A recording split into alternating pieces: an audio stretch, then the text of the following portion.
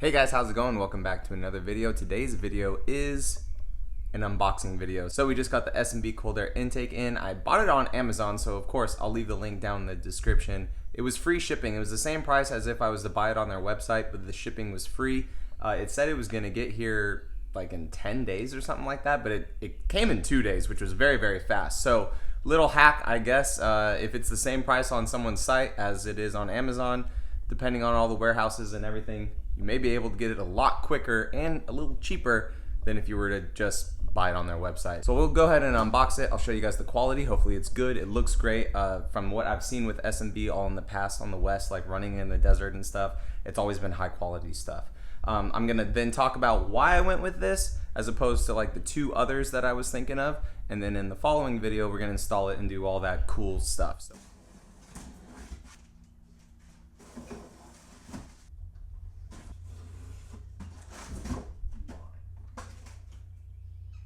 Alright guys, and there it is all unboxed. This air filter is freaking huge. Like, I don't know.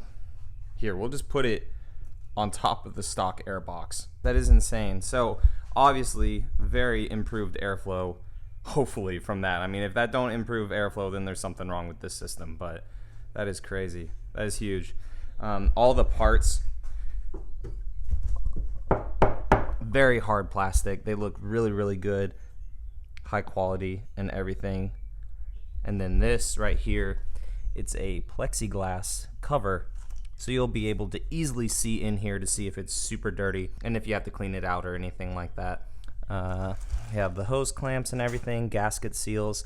This right here is pretty cool. I wouldn't recommend having this off if you're like in a desert climate or anything. What I like about S&B filters is it goes OEM into the same port that the stock one goes into, so into your fender wall. But you could option to leave that off. That square cover basically goes right here, and that'll allow so much more air to flow through this. But then you're kind of getting warm air from your engine bay and dust and all that stuff in here. So like I said, if you're in a hot deserty climate, probably wouldn't recommend having that open. But other than that, guys, super simple plug and play system, and their instructions that they actually sent are very, very good.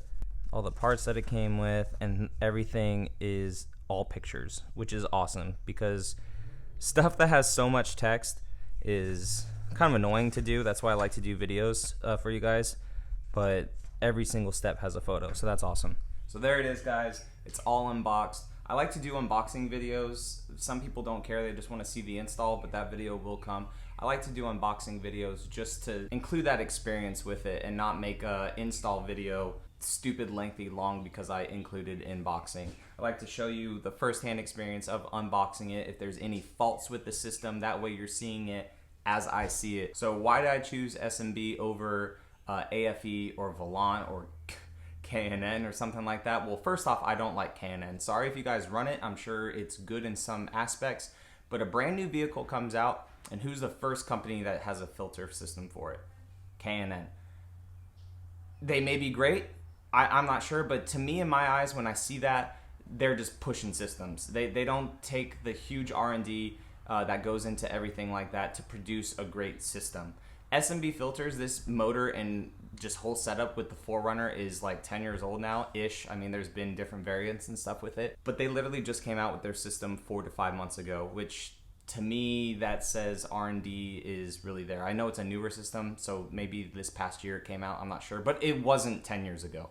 I was also looking into AFE. AFE people have had no issues with, and it fits with the Magnuson supercharger, but I just wanted to try a different system. So I've heard nothing but good about AFE. They do have dyno numbers for the 4Runner. It says up to 20 horsepower, which I feel is insane for just an airbox system. Maybe that's with a tune, I'm not sure. But they say upwards of 20 horsepower, which is a lot. So I didn't go with them.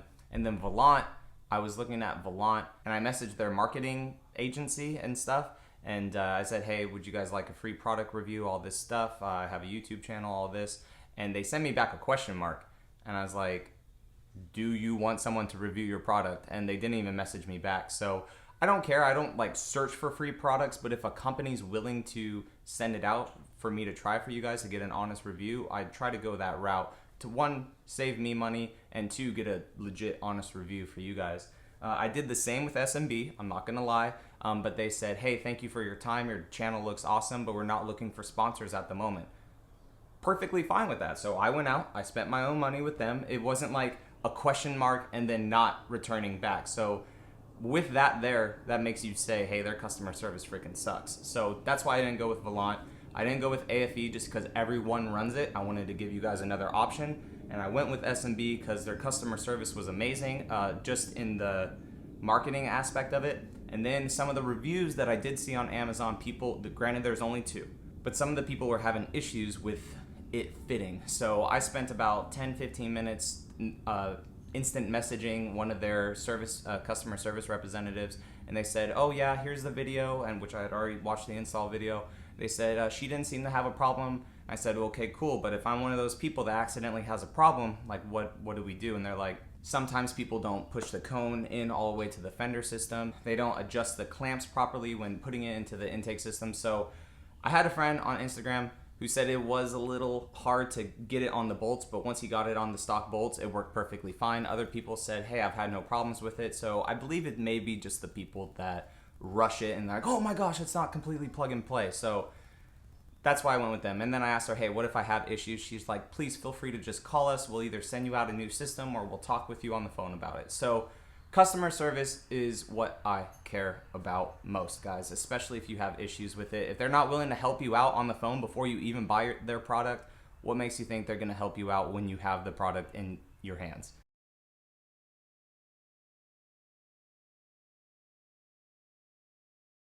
Again, they didn't brag about horsepower numbers. They brag about efficiency numbers and clean air numbers. Granted, you put a bigger air box into your car, it's gonna up the percentage of airflow, but they also do the efficiency numbers and everything like that as well. I'm sure there's some horsepower gains, but it's a naturally aspirated engine. It's not gonna be astronomical, you know? And another reason is when I was out in the West Coast, out in the desert and stuff, and we used to go to Glamis Sand Dunes all the time, all the razors out there, it seemed like if they had a particle filter system or anything like that, was running S&B. So S&B knows clean air. That's why I got it. That's why I like to do the unboxings, just to explain myself why I went with a particular system. If you guys are excited for this video, go ahead and give it a thumbs up. The next video will be an install video of it. And then of course I will be testing it all week to see throttle response. And also remember, we have that baseline MPG video. So I'm gonna drive it all week and compare it to that baseline MPG video to see if we went up, see if we've gone down. And of course, I'm gonna reset the trip and do it that way too, instead of thinking that the airflow is tricking the system into it getting better miles per gallon than it actually is. So if you guys are new around here, please feel free to subscribe, and I will catch you all in the next video. All right, see you later.